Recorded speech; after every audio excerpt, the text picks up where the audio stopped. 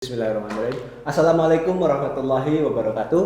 Waalaikumsalam warahmatullahi Ketemu wabarakatuh. lagi di KitKat. Kang Imam tanya Kang Tisna.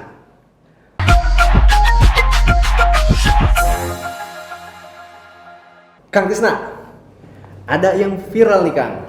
Jadi kemarin ada acara ultah PSI dihadiri oleh Bapak Presiden Jokowi.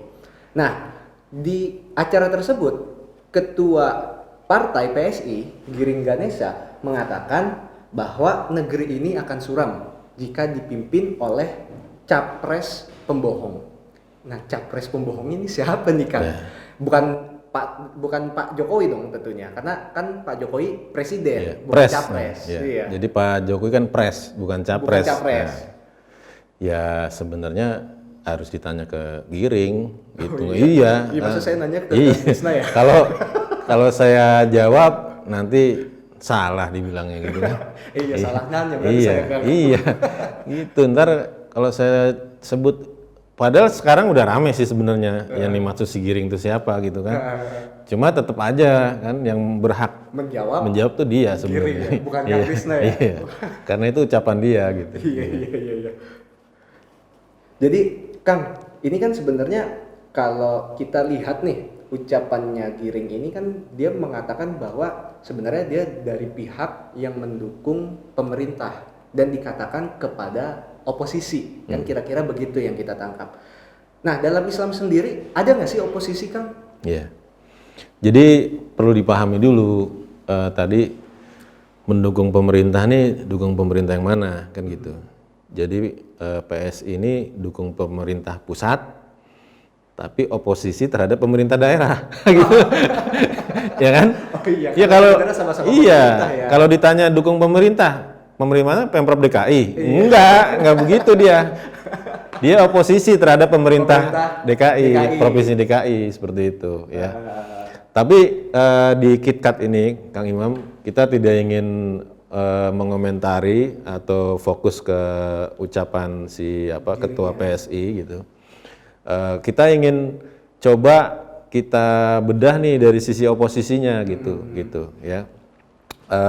Oposisi ini kalau saya baca di Wikipedia itu artinya atau definisinya partai penentang, nah gitu. Partai penentang. Jadi dari judulnya aja itu udah kebaca tuh. Ya. Penentang pokoknya. Jadi oposisi itu partai penentang di DPR, ya, dan mengkritik pendapat atau kebijaksanaan golongan yang berkuasa, gitu. Jadi identik dengan penentang, mengkritik pendapat, kebijakan, seperti itu, ya. Nah, bagaimana dengan Islam? Kalau ada misalkan ulama melakukan muhasabah, melakukan kritik kepada penguasa, apakah bisa disebut oposisi? Gitu. Kalau dalam pandangan saya secara pribadi ya, kalau ulama melakukan muhasabah terhadap penguasa, itu motifnya bukan karena ingin menjadi penentang gitu, ya. Ingin oposisi, ya, dalam artian pokoknya oposisi itu tidak ada yang baik di mata dia dari penguasa gitu.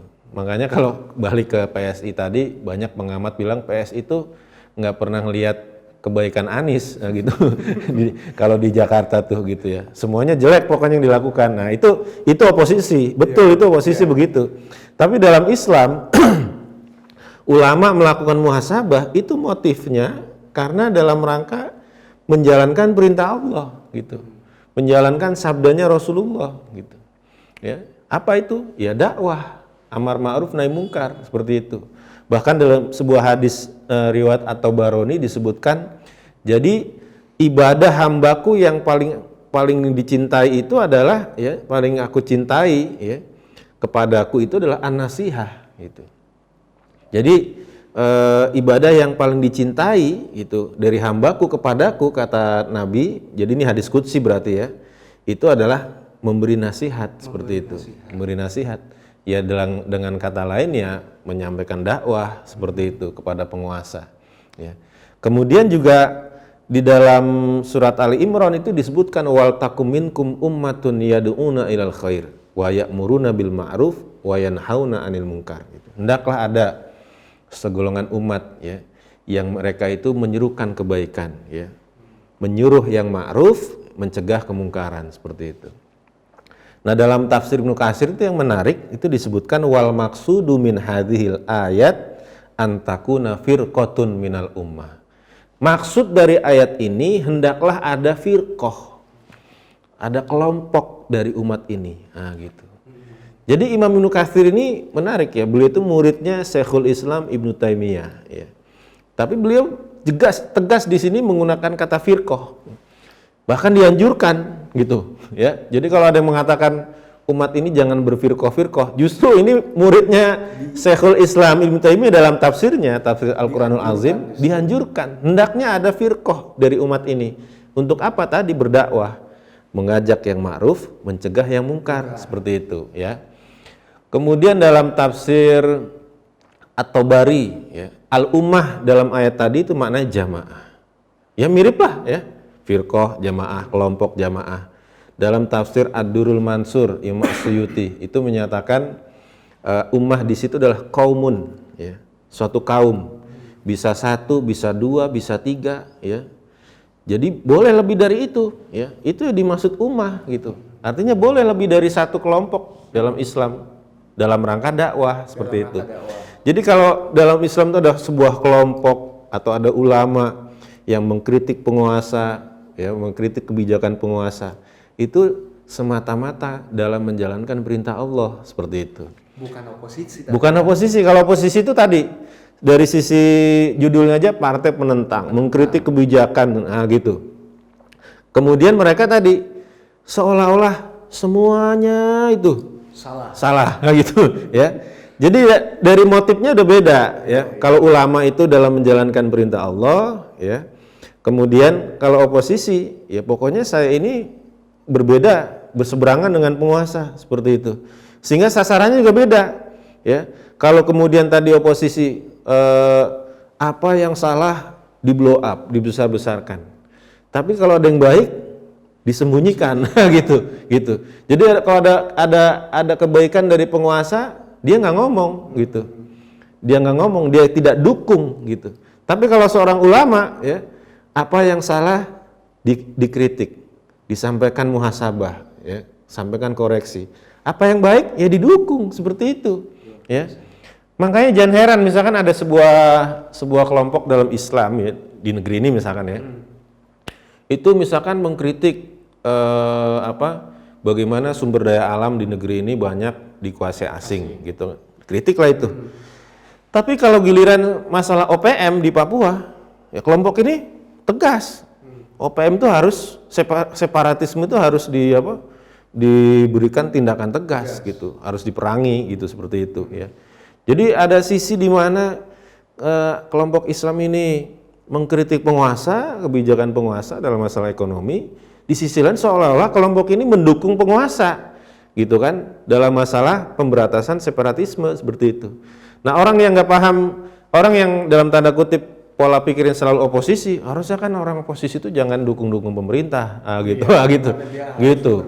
Padahal nggak begitu, karena dalam Islam itu tadi, kalau yang baik ya harusnya didukung dong, gitu. Kalau yang buruk ya itu harus dikoreksi, diberikan kritik supaya orang itu kembali on the track, seperti itu. Ya, cuma gitu. kan masalahnya memang di rezim ini sistem model oposisi itu kan seperti itu tuh, Kang. Iya. Tadi apa yang dilakukan oleh pemerintah kalau itu baik ya harus tidak didukung, gitu. Karena dia oposisi. Dampaknya bagi rezim sendiri tuh apa tuh, Sat? Iya. Jadi kalau dalam Islam, ya, bagaimana indahnya Islam itu? Jadi ibadah yang paling aku cintai dari hambaku kepada kita adalah memberi nasihat. Nah, apa itu memberi nasihat? Imam Al-Khattabi menjelaskan iradatul khair lil mansuh lahu. Jadi yang namanya memberi nasihat itu adalah keinginan baik, ya, untuk yang diberi nasihat baginya. Nah, gitu. Artinya apa? Kalau ada ulama memberi nasihat pada penguasa, mengkritik penguasa, itu menginginkan kebaikan bagi si penguasa. Gitu. Jadi indah sekali, gitu. Beda dengan oposisi. Kalau oposisi tuh ngapain sih dia jelek-jelekin penguasa terus? Karena pengen penguasanya tumbang. Gitu. Itu bedanya dalam Islam dengan dalam sistem demokrasi sekuler gitu. Kalau saya lihat berarti motifnya sendiri kalau oposisi ini adalah kekuasaan. Ya, betul. Sehingga kemudian tadi efeknya apa ke rezim? Akhirnya rezim juga gitu. Dia harus memblow up kebaikan-kebaikan dia, gitu kan, program-program dia. Misalkan udah bangun ini, itu zaman apa tuh? Zaman kapan Kang Imam? Sehat nih oposisinya. Iya, betul. Saling menumbangkan satu sama lain, saling mengeklaim. Maka dan mengeklaimnya selalu atas nama rakyat, padahal rakyatnya sendiri juga tidak pernah merasakan itu. Artinya kemaslahatan yang tadinya ditujukan untuk rakyat nggak akan pernah tercapai dong, Kang. Iya, betul. Makanya dari sini kita bisa mengambil benang merah bagaimana indahnya jika sebuah masyarakat diatur dengan Islam, ya. Dan harusnya jangan ada yang pusing kalau dengar ada ide-ide menerapkan Islam, aturan Islam. Islam kan bagian dari aturan di negeri ini, bagian dari norma di negeri ini, gitu. Kenapa harus ditakuti? Kenapa harus pusing dengan ujaran itu, ide itu, gitu kan, seperti itu. Apalagi sekali lagi tadi ya, ulama itu mengkritik aja, itu bukan makar. Bukan oposisi ya. Tapi apa? Menginginkan kebaikan bagi yang dinasihati. Siapa sih penguasa? Supaya penguasa jadi penguasa yang baik. Luar biasa agungnya. Di saat Islam itu mendarah daging ya di tengah-tengah umat ya, ulamanya menjalankan, rakyatnya menjalankan, penguasanya menjalankan.